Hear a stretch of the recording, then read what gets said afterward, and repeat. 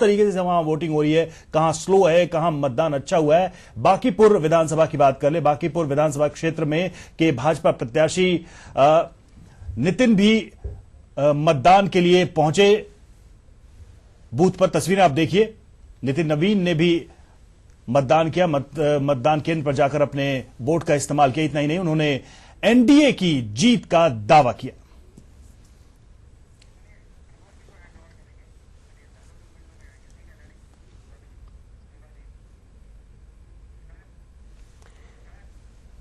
तो जिस तरीके से लगातार हम खबरों पर नजर बनाए हुए हैं, पल पल के अपडेट भी दे रहे हैं, अभी सीधे रुख करेंगे हम पटना का, जहां से हमारे साथ लाइव जुड़ रहे हैं हमारे बिहार संपादक कुमार प्रबोध और उनके साथ उपस्थित हैं एक विशिष्ट मेहमान।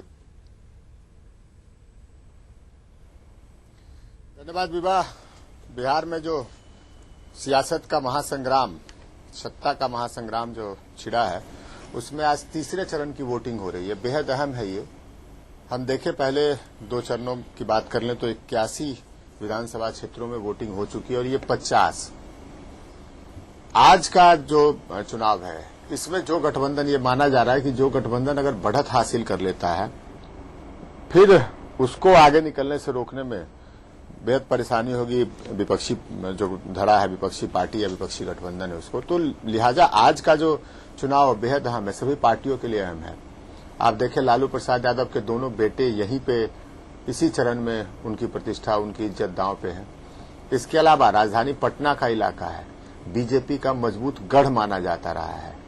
सुशील मोदी यहाँ के वोटर हैं, उम्मीदवार नहीं है, लेकिन उनके लिए प्रतिष्ठा का विषय है कि पटना में जो बांकीपुर, कुम्हरार और दीघा जैसे सीट हैं, वो वहां पर क्या वोटरों का मिजाज क्या रहता है, ये सुशील मोदी की इज्जत उससे जुड़ी होती है। नंदकिशोर यादव, बड़ा चेहरा, नेता प्रतिपक्ष, वो इस चुनाव में, इस चरण में उनकी किस्मत का फैसला होने वाला है। तमाम श्याम रजक जैसे नेता हैं, दूसरे कई नेता हैं। 6 जिलों में 50 विधानसभा क्षेत्रों में आज वोटिंग हो रही है। और जो वोटिंग का ट्रेंड हमारे पास सुबह से आया है, जो रुझान हमारे पास सुबह से आया है, तो कुल मिलाकर हम कह सकते हैं कि वो वही ट्रेंड है जो हमने पहले 2 चरणों में देखा। 11 बजे तक की जानकारी हमारे पास जो थी, उसमें तकरीबन 21% मतदान हो चुका था। ये हम वही मतदान का प्रतिशत है जो हम देख रहे थे पहले 2 चरणों में। सुकांत जी, वरीय पत्रकार, हमारे साथ जुड़े हैं। वोटिंग के ट्रेंड की बात करें सुकांत जी, तो बहुत बेहतर इसको मान ले, ये ऐसा नहीं दिखता है। वोटिंग का ट्रेंड जो पिछला 2 चरण हुआ है, 2 चरणों में जो मतदान हुए 81 सीटों पर, उससे बहुत बेहतर नहीं दिखता है। जबकि इसमें उम्मीद यह की जा रही थी कि जिस ढंग से एग्रेसिव कैंपेनिंग हुई है पार्टियों की, और जिस ढंग से यह चरण महत्वपूर्ण है, जो आपने अभी अपने इंट्रोडक्शन में कहा है, उस लिहाज से इस चरण में वोटिंग जिस ढंग से होनी चाहिए थी, जितना एग्रेसिव वोटिंग होनी चाहिए, वोटरों को जिस ढंग से निकलना चाहिए था, वो निकल नहीं रहे हैं। थोड़ी सी ये चिंता भी जाहिर करती है, मन में चिंता भी पैदा करती है कि आखिर वोटर इस चरण में भी इस ढंग से क्यों है कि एक नॉर्मल ढंग से वो आ रहे हैं और नॉर्मल वोटिंग हो रही है। नहीं, हैरानी की बात है। देखिए, हम ये मानते हैं कि जो पढ़ा लिखा तबका है वो वोटिंग के लिए ज्यादा उसमें चेतना होती है, लेकिन पटना जो राजधानी का इलाका है, हमारी संवाददाता शालिनी बता रही थी अभी और दूसरे संवाददाता बता रहे थे कि पटना के ढेर सारे बूथ ऐसे हैं जो खाली पड़ गए हैं। ये माजरा क्या है सुकांत जी? ये समझ से परे की बात है कि पटना शहर में इस ढंग से लोग उदासीनता देखने को मिल रही है, तो बड़ी हैरानी की बात है। हम बार बार चर्चा करते हैं कि हमारे यहाँ वोटिंग परसेंटेज कम हो रहा है, तो हम ये कहते हैं कि दरअसल ऐसा है कि हमारे यहाँ लोग जो है वो वोटर लिस्ट में नाम होता है, लेकिन 40% ऐसे लोग होते हैं जो कमाने के लिए बाहर चले जाते हैं, एब्सेंटी वोटर्स हैं। तो हम 60% वोटर को मान लेते हैं कि इस वोटिंग को मान लेते हैं कि ये नहीं 100% वोटिंग हो गई।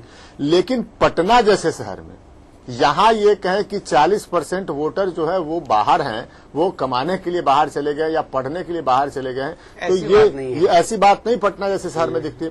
फिर यहाँ वोटिंग का परसेंटेज कम क्यों रहा, वोटिंग का परसेंटेज नीचे क्यों जा रहा, ये हमारे समझ से परे की बात है। सुकांत जी, ये समझना जरूरी है कि आखिर यहाँ पर ये उदासीनता क्यों देखी जा रही है। देखिए, इसके पीछे 2-3 कारण। ये तो हो सकता है कि लोग धीरे धीरे निकले, छुट्टी का एक माहौल भी हो सकता है। एक मध्यवर्गीय मतदाताओं में एक यह उनमें एक भाव रहता है कि इसे आराम से करेंगे काम। इस आराम से काम करने में हम चूक भी जाते हैं, हम पिछड़ भी जाते हैं। यह चेतना उनमें अभी तक इतनी विकसित नहीं हुई। वोट करेंगे ये तो है, क्योंकि वोटर लिस्ट में जब ये हो रहा था, ये जिसको कम्युनिस्ट शब्दावली में कहे बुर्जुआ मानसिकता वाली बात हो गई। ये तो मध्यकालीन में जो मिडिल क्लास सिटीजन वाली जो सोच है वो सोच कह सकते हैं कि ये रूलिंग चेतना है कि हम जब जाएंगे वोट डाल देंगे। तो इस ढंग से लोगों को इससे मुक्त होना पड़ेगा।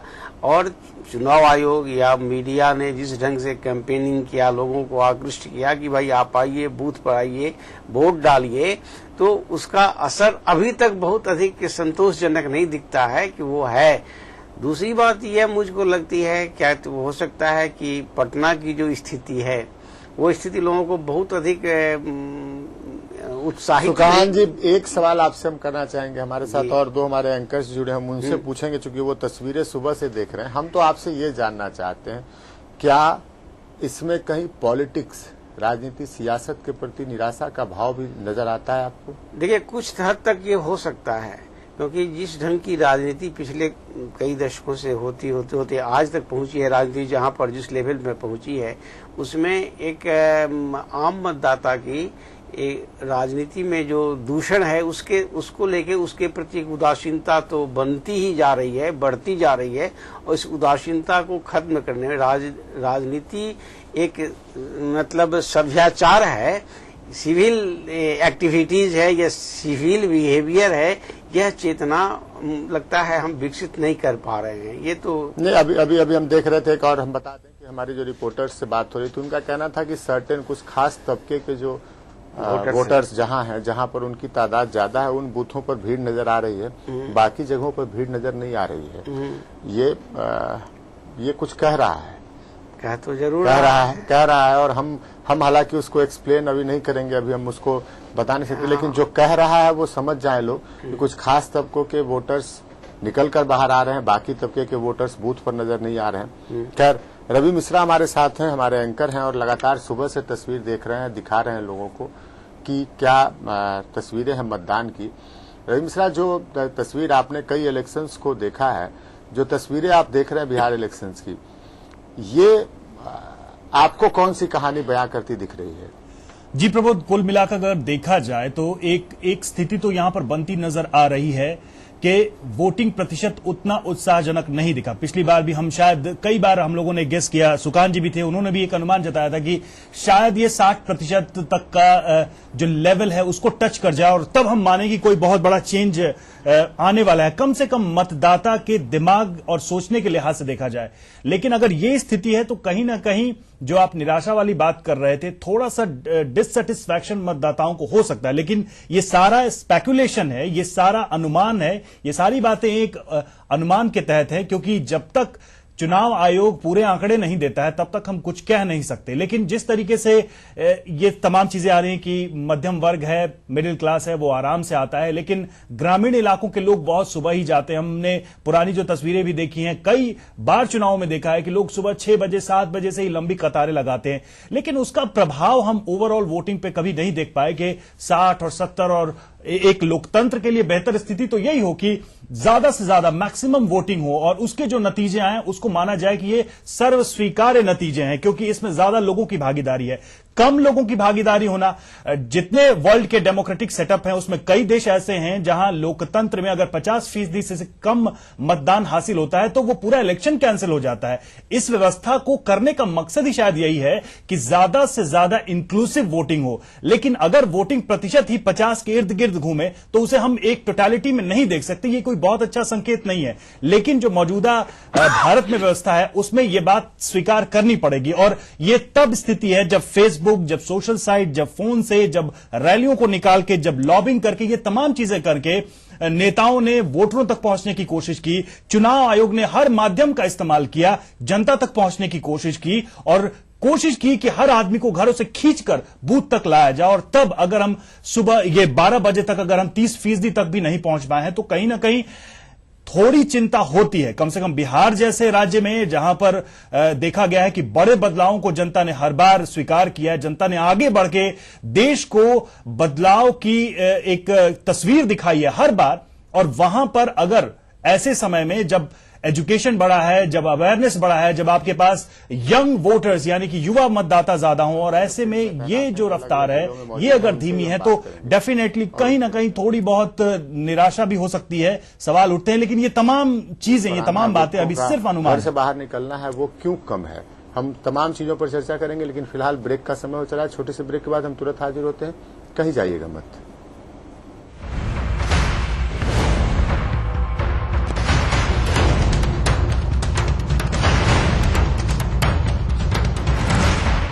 वही जिस पर टिक जाए नजर, खास खबर।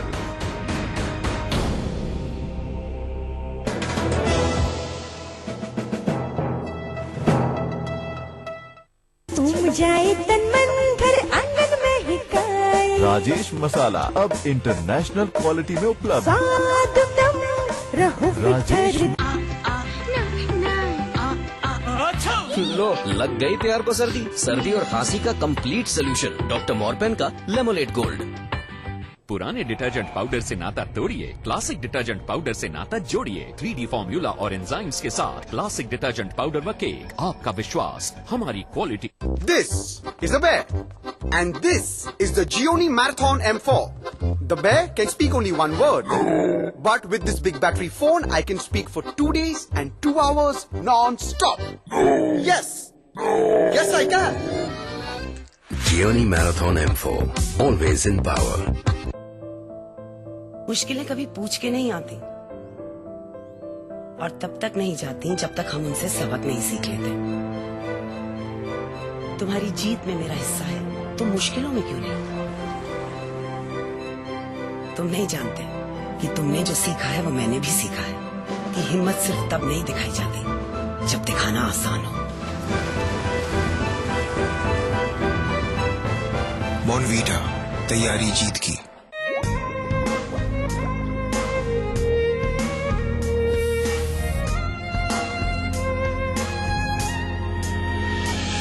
Monet passport, no gas perfume body spray, थोड़े की जरूरत है। दुनिया आगे बढ़ रही है तो आप क्यों पीछे रहेंगे?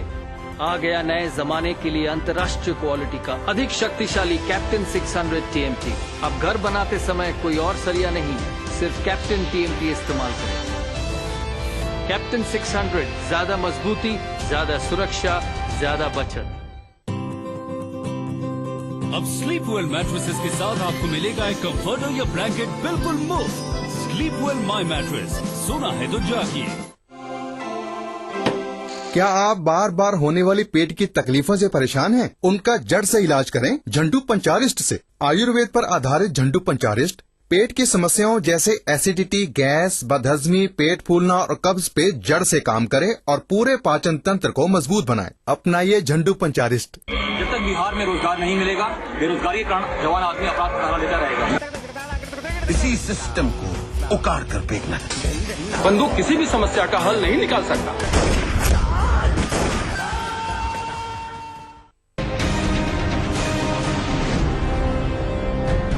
मैंने रिसेंटली लेडी चेयरमैन SBI का इंटरव्यू किया तो उन्होंने कहा कि are maintaining excellent functional official personal relationship. How is it possible? इस देश में सरकार की मनमानी से, राजनीति की मनमानी से बैंकों के चेयरमैन बनते थे। हमने उस सारी व्यवस्था को प्रोफेशनलाइज कर दिया। हस्तक्षेप से परेशान भी रहते थे। कोई पॉलिटिकल इंटरफेरेंस नहीं है। सिलेक्शंस प्रोफेशनल बेस पे होता है। नॉर्थ ब्लॉक से एक नाम नहीं जाता। प्राइवेट सेक्टर से हम लोग लाए हैं बैंक्स में। हमने बिल्कुल डे टू डे मैनेजमेंट जो बैंक्स का है बैंकिंग कंसिडरेशंस पे होगा, पॉलिटिकल इंटरफेरेंस पे नहीं होगा। SBI देश का सबसे बड़ा सरकारी बैंक है, कैसा काम कर रहा है, कैसा लगता है आपको? देखिए, स्टेट बैंक एक बहुत बड़ी व्यवस्था और इंस्टीट्यूशन है। उसकी सबसे बड़ी ताकत उसका साइज है और साइज के अलावा उसकी जो प्रोफेशनल मैनेजमेंट है। तो जो quality of management state bank में सीनियर लेवल्स के उभर के सामने आ रही है वो अन्य बैंकों की तुलना में बहुत प्रोफेशनल मानी जाती है। केंद्रीय वित्त मंत्री अरुण जेटली का एक्सक्लूसिव इंटरव्यू जगदीश चंद्र के साथ। देखिए खास मुलाकात।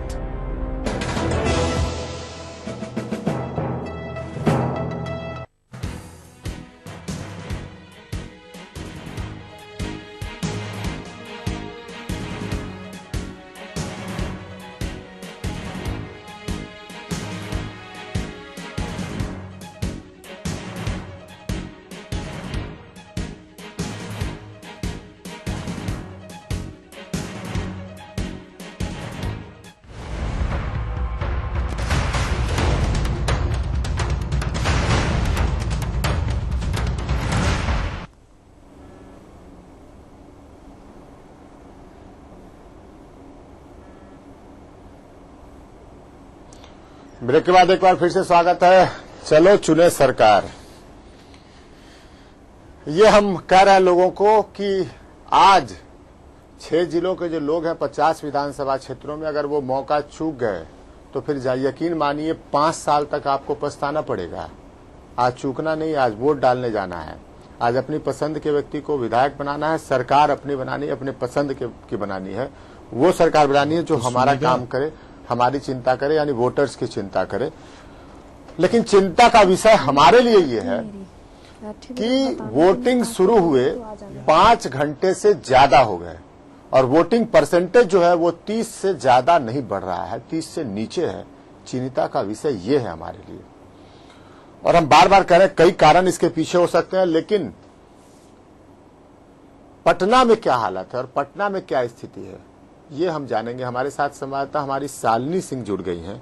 हम शालिनी सिंह के पास चल सकते हैं और उनसे बात कर सकते हैं। शालिनी सिंह, जो तस्वीरें आप दिखा रही हैं उसमें बूथ खाली खाली पड़ा हुआ नजर आ रहा है, माजरा क्या है? बिल्कुल सही बोला आपने कि बूथ जो है वो खाली है। हम जहां पे इस वक्त खड़े हैं वहां 6 बूथ हैं। मेरे पीछे जो लगातार आप तस्वीरें देखेंगे वो उस पे करीब 6 बूथ है, और जाहिर तौर पर जो 6 बूथ है तो यहाँ करीब 5000 के आसपास वोटर्स हैं, और 5000 वोटर्स की ये भीड़ तो आप कह सकते हैं कि बिल्कुल नहीं है। हालांकि संतोषजनक बात ये है कि ये हम जो मानते हैं कि पटना के लोग जो सुबह ही वोटिंग करने निकलते हैं, ऐसा नहीं दिख रहा है। यहाँ पे लगातार वोटर्स आ रहे हैं और जो है एक सिलसिला चल रहा है, थम नहीं रहा है। वो आ रहे हैं, लोग गाड़ियों से आ रहे हैं। हालांकि सुविधाएं भी बहुत है यहाँ पे, और ये एकदम कह सकते हैं कि ये केंद्र जो है वो सेंटर पे है, पटना के सेंटर में है, और यहाँ पे लोग आ रहे हैं, वोटिंग कर रहे हैं। लेकिन जो रफ्तार, जो जिस तरह से लाइनें हमें दिखनी चाहिए थी वो अब तक हमें दिखाई नहीं दी। मैं बता दूं आपको कि मैं सुबह से ही बांकीपुर में लगातार देख रहे हैं, हमारी टीम जा रही है, अलग अलग बूथों पे हमने घूमा है, और हमें कहीं भी ऐसी लाइन नहीं दिखी जो हम तस्वीरें जो है अपने दर्शकों को दिखा सके। और बहुत उत्साहजनक जो है वो वोटिंग की लाइनें हमें नजर नहीं आई हैं। तो ये कहीं ना कहीं थोड़ा परेशान करने वाला है कि वोटिंग के प्रति खासकर पटना के लोगों का रुझान क्यों नहीं जाग पा रहा है, जबकि तमाम सुविधाएं यहाँ पे मौजूद है। जी सर। शालिनी सिंह, हम आपसे ये जानना चाहते हैं, हम आपको बताएं और आपसे जानना भी चाहते हैं। दरअसल जो आंकड़े हमारे पास आ रहे हैं वो आंकड़े ये बता रहे हैं कि जो वोटिंग परसेंटेज जो चुनाव आयोग से हमें मिल रहा है उसके मुताबिक सारण में, वैशाली में, बक्सर में एवं नालंदा में जो वोटिंग परसेंटेज है वो पटना से ज्यादा बेहतर है। हम राजधानी में खड़े हैं, यहाँ लोगों में जागरूकता ज्यादा है, यहाँ के लोग ज्यादा पढ़े लिखे हैं, यहाँ के लोग ज्यादा समझदार माने जा सकते हैं। यहाँ प्रति व्यक्ति आय सबसे बेहतर है बिहार में, यहाँ पर लिटरेसी रेट सबसे बेहतर है बिहार में, और वहां ये स्थिति है कि पोलिंग परसेंटेज सबसे नीचे है। यहाँ से कम दूसरे जगहों का कहीं पोलिंग परसेंटेज है नहीं, सबसे नीचे पोलिंग परसेंटेज पटना जिले का है। तो ये किस चीज को दर्शाता है? हम चर्चा कर रहे थे शालिनी सिंह कि क्या वोटरों में सियासत के प्रति जो है वो थोड़ी बेरुखी का भाव आ गया, उससे निराश हो चुके हैं। क्या ऐसी भी कोई संभावना आपको दिख रही है, नजर आ रही है ऐसी बात? बिल्कुल, ये एक वजह है, और कहीं ना कहीं शायद अगर खासकर इस बांकीपुर और जो आप पटना की सीटों की बात करते हैं तो जो परिणाम है वो बहुत बदलते नहीं रहे हैं। जो हम देखेंगे वोटों का अंतर, जो एक कहीं ना कहीं एक सुरक्षित सीट रहती रही है, शायद उसका भी कहीं ना कहीं ये असर हो सकता है कि लोगों को ये लगता है कि जीत तो उन्हीं की तय है, तो फिर उस पर जाना क्या। तो ये भी एक बहुत बड़ा शायद मसला हो सकता है, दिमाग में ये चीजें बैठी हुई हैं। जो यहाँ के वोटर्स हैं उन्हें भी पता है कि यहाँ जीत किसकी होनी है। हालांकि ये बिल्कुल सच है कि जो वोटर्स चाहेंगे वही होता है, तो घरों से तो निकलना चाहिए था, लेकिन कहीं ये फैक्टर भी हो सकता है कि उन्हें ये लगता हो कि जो जीत है वो लगभग जो है वो सुरक्षित सीट है एक खास पार्टी के लिए, इसलिए निकलने का कोई मतलब नहीं है। ये एक वजह है। दूसरी बात ये है कि जो वोटर्स है, जो पटना के वोटर्स हैं, वो उस तरह से उत्साहजनक तौर से, जो हम ग्रामीण इलाकों में, हम सुबह से ही इसकी चर्चा करें कि ग्रामीण इलाकों में जिस तरह से लोकतंत्र का पर्व मनाया जाता है, यहाँ पर्व दिखाई नहीं देता है। वो बहुत अहम मसला है। शालिनी सिंह, हम आपको रोकना चाहेंगे, शालिनी सिंह आपको रोकना चाहेंगे, हम फिर से आपसे बात करेंगे, लेकिन इस बीच एक खबर आ रही है हमारे पास दानापुर से। वह दानापुर के बूथ नंबर 189 पे हंगामा हुआ है।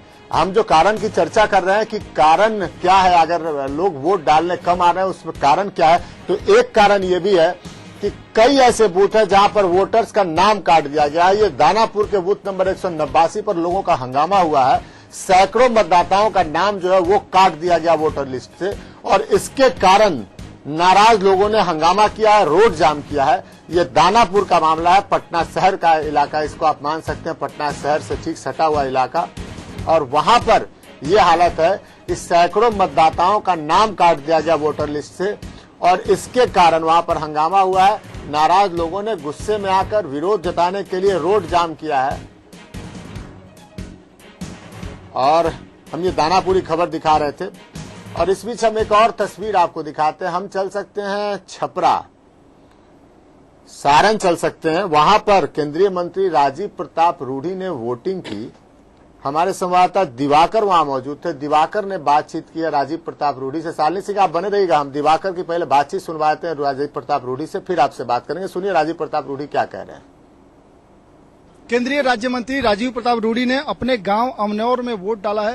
राजीव प्रताप रूडी जी, आपने वोट डाला है, पिछली बार आपने राबड़ी देवी को परास्त किया था, इस बार आपने वोट डाला है। पिछले बार समीकरण की बात करें तो जदयू आपके सियासी दोस्त थे, आज दुश्मन के रूप में तब्दील हो गए। पिछले बार भी जब चुनाव हो रहा था तो ये समीकरण हमारे पक्ष में जिसकी आप चर्चा कर रहे हैं नहीं था, और उससे भी बड़ा समीकरण उभर करके उसके बाद आया है। और मुझे लगता है कि बिहार में लोग अब ये नहीं सोच रहे हैं, लोग बिहार को लालू यादव नीतीश कुमार से और कांग्रेस से तो पहले मुक्त हो चुका, अब लालू यादव नीतीश कुमार से अपने आप को मुक्त कराना चाह रहे हैं। लालू प्रसाद और नीतीश कुमार लगातार ये कह रहे हैं, आज लालू प्रसाद ने वोट भी डाला तो कहा कि हवा चल रही है महागठबंधन की, एनडीए काफी पीछे छूट गया है। उनको चुनाव के दिन हवा नजर आ रहा है, वैसे उनकी हवा बिगड़ चुकी है।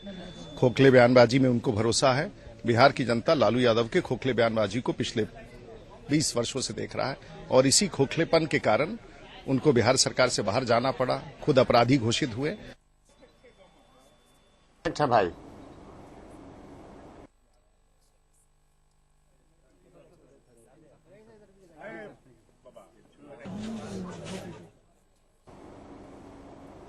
तो राजीव प्रताप रूडी से हमारे संवाददाता दिवाकर बात कर रहे थे, सुन रहे थे राजीव प्रताप रूडी क्या कह रहे। हमारे साथ हमारी संवाददाता शालिनी सिंह जुड़ी हुई है पटना से। हम एक बार फिर से शालिनी सिंह के पास चल सकते हैं। शालिनी सिंह, एक बात आ रही है जो दानापुर से खबर हमने दिखाई कि दानापुर में 189 नंबर बूथ पे सैकड़ों वोटर्स का नाम काट दिया गया, लेकिन इसको हम देखें, इसको दूसरे चुनाव की तुलना में देखिए, ये गलत है कि नाम काट दिया जा रहा है वोटर्स का। लेकिन दूसरे चुनाव की तुलना में आप देखें शालिनी सिंह, तो जो 2010 के चुनाव में हमने स्थिति देखी थी कि वहां जिस बूथ पर हम जा रहे थे वहां 150 लोगों का नाम गायब था। इस बार वो कम हुआ है, आप मानेंगे कि इस बार वो कम हुआ है, कहीं कहीं बूथ पर वोटर्स का नाम काटा गया है। इसके बावजूद वोटिंग परसेंटेज बढ़ नहीं रहा। वोटिंग परसेंटेज बूथ पर लाइन्स जो है वो छोटी छोटी दिख रही है, कम दिख रही है पिछले चुनाव की तुलना में। अब आप इसको कैसे विश्लेषित करेंगी, ये आप समझाइए जरा दर्शकों को। बिल्कुल, ये आप बिल्कुल सही कह रहे हैं कि जिस तरह के अब एक पक्ष ये हम कह सकते थे वोटिंग कम होने का कि शायद चुनाव जो लिस्ट थी उसमें गड़बड़ी है और ये चीजें, लेकिन हम सही बात है कि अगर पिछले चुनाव से तुलना करें तो ये जो शिकायतें इस तरह की थी वो बेहद कम है। कई जगहों पे जब हम सुबह में घूम रहे थे तो कई जगहों से हमें ईवीएम खराब आने की लगातार शिकायतें मिली। करीब 1 घंटे, 1.5 घंटे, 2 घंटे देरी से ईवीएम शुरू हुआ, मशीन का काम शुरू हुआ, तो ये एक वजह रही है। लेकिन जो वोटर लिस्ट से नाम काटने की बातें हैं वो इक्का दुक्का जगहों पर और कुछ एक लोगों को ये परेशानी सामने आई है, तो ये बड़े पैमाने पर नहीं दिख रहा है। इसलिए हम ये बहुत बड़ा फैक्टर जो है इसको नहीं माना जा सकता है कि वो वोटर लिस्ट में नाम नहीं है या फिर जो है ईवीएम खराब है इसकी वजह से लोग नहीं आए। ये शुरुआती दौर की परेशानी है जिससे शायद आगे भी लगातार जो है चुनाव आयोग कोशिश कर रहा है इससे निपटने का, और भविष्य में ये और सुधरेगा। और इसमें कोई दो राय नहीं कि इसमें बहुत हद तक सुधार आया है। हम जहां भी बूथों पे गए हमने लोगों से सीधा पूछा आप वोटिंग कर रहे हैं, कैसा है, व्यवस्था कैसी है, वो लगभग संतुष्ट थे। फिर भी शालिनी सिंह, लेकिन इसके बावजूद वोटर संतुष्ट हैं, लेकिन वोट बूथ पर नजर नहीं आ रहे हैं। हम आपसे बात करेंगे, लेकिन हम पटना के अलावा दूसरी तस्वीर अब हम दिखाते हैं। हम चल सकते हैं बक्सर, जहां हमारे संवाददाता आसिफ इकबाल मौजूद हैं। आसिफ से हम बात करते हैं। आसिफ, जो आंकड़े हमारे पास आ रहे हैं, आसिफ स्क्रीन पर आप देख नहीं रहे हैं आसिफ?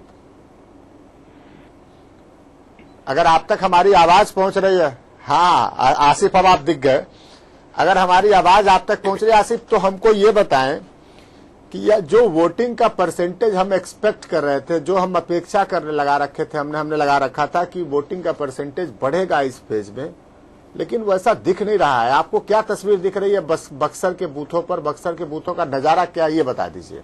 मैं आपको बताऊं कि बिल्कुल आप सही कह रहे हैं कि जो उम्मीद की जा रही थी उससे थोड़ा कम नजर आ रहा है। उसके पीछे टेक्निकल रीजन है। उसके पीछे मैं आपको बताऊं कि कम से कम 11 जगह पे ईवीएम खराब थी, जिसकी वजह से 2-2 घंटे लेट यहां से मतदान शुरू हुआ। हमारी खुद वहां के प्रिजाइडिंग ऑफिसर है, उनसे बात हुई है, जो जिला निर्वाचन अधिकारी हैं उनसे बात हुई है। उन्होंने ईटीवी के काम की बुरी प्रशंसा की। उन्होंने कहा कि आपके इन्फॉर्मेशन भी हम लोग इम्प्लीमेंटेशन कर रहे हैं। मैं इस वक्त प्रबोध जी मैं आपको बताऊं कि यहाँ कतारें वैसी ही हैं जैसी पिछली बार नजर आती थी। इस बार जो असर हुआ वो थोड़ा सा ये कि लेट स्टार्ट होने की वजह से लोग पहले चले गए नाश्ता करने, क्योंकि पहले ये बात साफ थी कि पहले मतदान उसके बाद जलपान, लेकिन लोगों ने इंतजार की घड़ियां लंबी होने के बाद पहले जलपान करना मुनासिब समझा, उसके बाद फिर मतदान के लिए पहुंचे। दूसरी तरफ मैं आपको बताऊं कि मैं इस वक्त कोपुआ गांव के बाहर हूं। कोपुआ गांव जहां पे वशिष्ठ नारायण सिंह वोट करने आए थे, जो जेडीयू के प्रदेश अध्यक्ष हैं। उन्होंने ईटीवी की बहुत तारीफ की और उन्होंने साफ तौर पे कहा कि ईटीवी और चुनाव आयोग की जो मुहिम है कि लोगों को मतदान में हिस्सा लेना है, बढ़ चढ़ कर हिस्सा लेना है, उसकी उन्हें बहुत तारीफ की। उन्होंने कहा कि बिहार के सबसे बड़े रीजनल चैनल ईटीवी के माध्यम से जिस तरीके से लोगों में उत्सुकता बढ़ी है, जिस तरीके से वोटिंग परसेंटेज में इजाफा 2 फेज में हुआ है, वो कहीं न कहीं से ईटीवी भी उसके लिए जिम्मेदार है और ईटीवी को बधाई देते हैं। वो साफ तौर पर जिस तरीके से आसिफ हम आपको रोकना चाहेंगे। आसिफ हम आपको रोकना चाहेंगे। एक अंतर हमको समझाइए, हम उस अंतर को समझने की कोशिश कर रहे हैं और हम जानने की कोशिश कर रहे हैं कि आखिर माजरा क्या है। जो बातें हमारे तक पहुंच रही है वो ये कि कुछ खास तबकों के जो देखिए बिहार में जाति, मजहब, ये तमाम बातें ये चुनाव में सब सच साबित हो जाती हैं। ये सब कुछ सामने आ जाता है। जो खबरें हम तक पहुंच रही है वो ये कि कई जातियों के जो बूथ हैं, कई वर्गों के जो बूथ हैं, वहां पर वोटर्स की तादाद ज्यादा है। कुछ वर्ग ऐसे हैं जिनके बूथ पर वोटर्स की तादाद कम नजर आ रही है।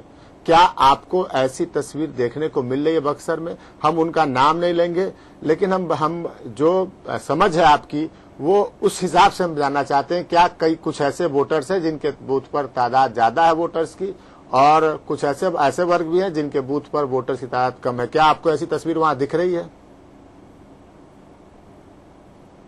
हमने सुबह की जो रिपोर्ट थी वो हमने भेजी भी, जो तस्वीरें भी हमने भेजी हैं, हमने जो जितनी कोशिश की है वो तस्वीरें भी भेजी हैं। बिल्कुल आप सही कह रहे हैं, ऐसी निश्चित तौर पे ये देखने को मिल रही है। और खास तौर पे जो आप जिस तरफ इशारा कर रहे हैं और जिस तरह के जो राजनीतिक समझ आपको है, उतनी बेहतर समझ हमारी नहीं है, लेकिन ये जरूर है कि जिस तरह की चीजें हैं और जिस तरह से आपने जो इंटरनल चीजें आपने समझी हैं और हमारे दर्शकों को जैसे आपने समझाया, साफ तौर पे वो बिल्कुल नजर आ रहा है। वो चीजें हम लोग खुल के नहीं कह सकते हैं, ना उन चीजों को हम रख सकते हैं, क्योंकि आचार संहिता का भी हमें ख्याल रखना है।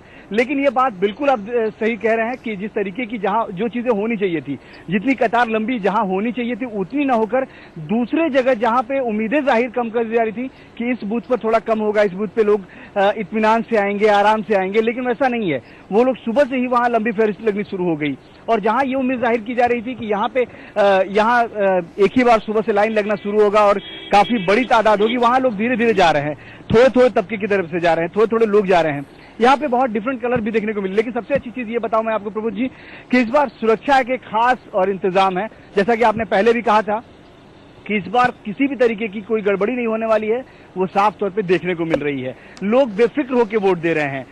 आसिफ बने रहिए, आसिफ हमारे साथ बने रहिए। हम तो चुनाव आयोग का शुक्रिया अदा करना चाहेंगे, हम बार बार शुक्रिया अदा करना चाहेंगे। वाकई जो चुनाव आयोग ने इस दफा इंतजाम किया है वो अभूतपूर्व, ऐसी व्यवस्था हमने नहीं देखी, शायद सुकान जी ने भी नहीं देखी होगी।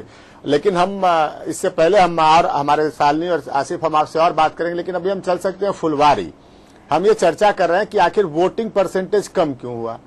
तो देखिए उसका एक कारण जो हमारी समझ में आ रहा है, चुनाव आयोग के अधिकारी इस पर ध्यान देंगे कि ईवीएम कई जगहों पर खराब रहा। देखिए